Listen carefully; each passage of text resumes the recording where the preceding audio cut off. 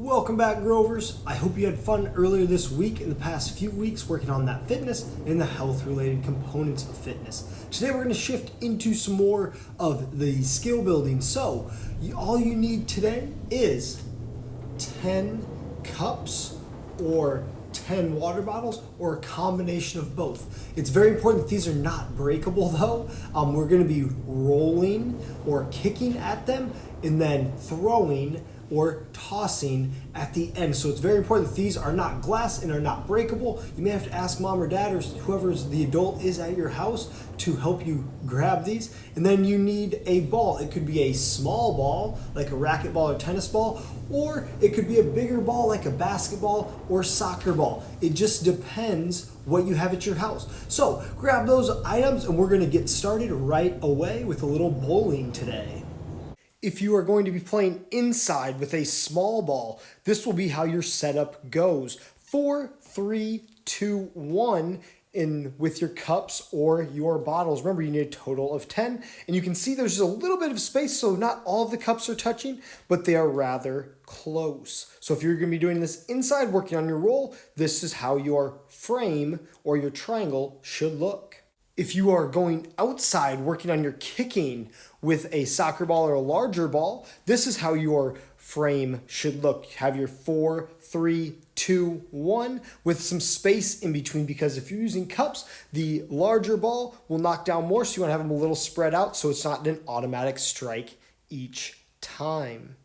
Great job, Grovers. I just want you to double check that you are set up as I begin to give directions on how to play. So if you're ready to play, you would have your 4, 3, 2, 1 triangle set up. If you want to work on your kicking outside, fantastic. I would recommend having your cups a little further spread out. If you're inside and you're going to be rolling it a little bit closer together. So double check that you have those 10 cups or bottles set up and that you have a ball. So I'm inside, my cups are close, I'm using a small ball. I get 2 rolls to knock down the pins. Same thing if I'm outside, I get 2 kicks to knock down the pins. I can play by myself or with a family member or friend.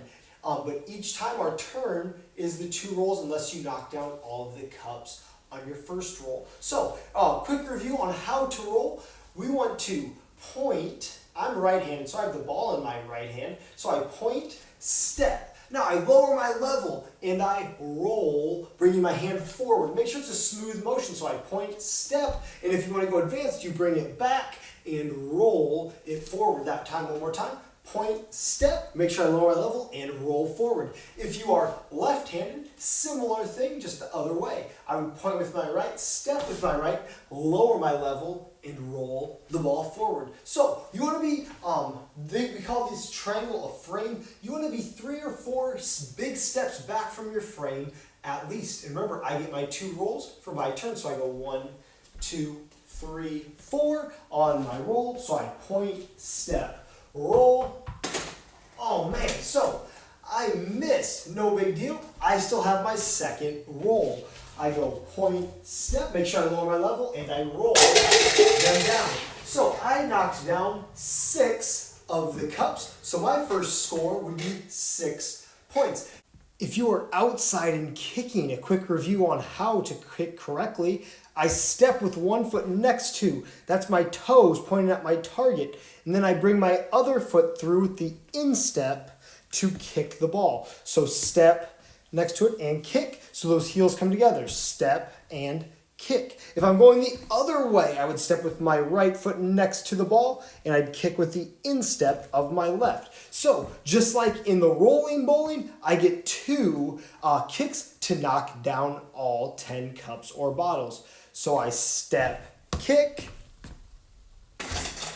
I knocked down 4, I would get a second turn to knock down the other 6. Repeat the process of rolling or kicking the ball at least 5 times. An actual bowling game, you get 10 turns. I hope you had fun with the bowling today. We're now going to move on to our next activity called Triangle Knockdown. For this one, you just need 6 cups and a small ball or 1 sock ball. So you'll be moving this to inside if you were playing outside. The setup for triangle knockdown looks just like this. I added the clothes basket flipped upside down. If you do not have that or want to, you can make your triangle on the ground.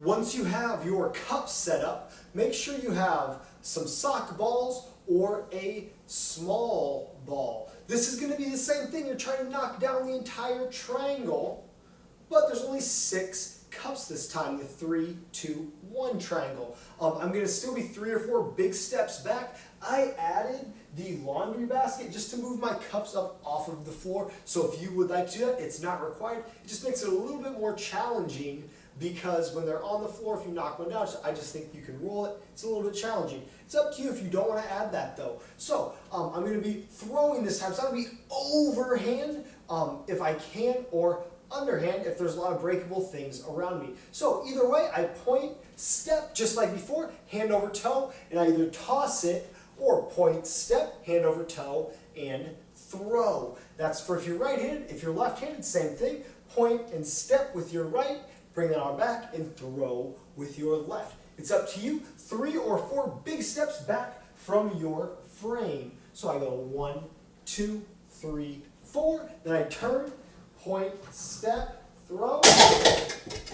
So there is still 1 standing. So I have a second throw now to knock this last one down. I may choose to use a sock ball. I'm back in that same spot. Point, step, throw. So I cleared the entire basket off. Now I could, if it was playing by myself, I just would set them back up. Go again. If I'm playing with a family member or friend, it would then be their turn. But make sure you're showing that good manners, good sportsmanship, and you're setting them up for them. Repeat this process at least 5 times. If you're keeping track of score, each cup is worth 1 point, so there's 6 points available each round. Great job, Grovers. I hope you had fun today and you have 2 new activities to give a try. Now, for your response, I want you to tell me a skill or an activity you would like to learn or see in these last few weeks. I cannot promise I'm going to get to them all, but I would love to know what you would like to learn and do.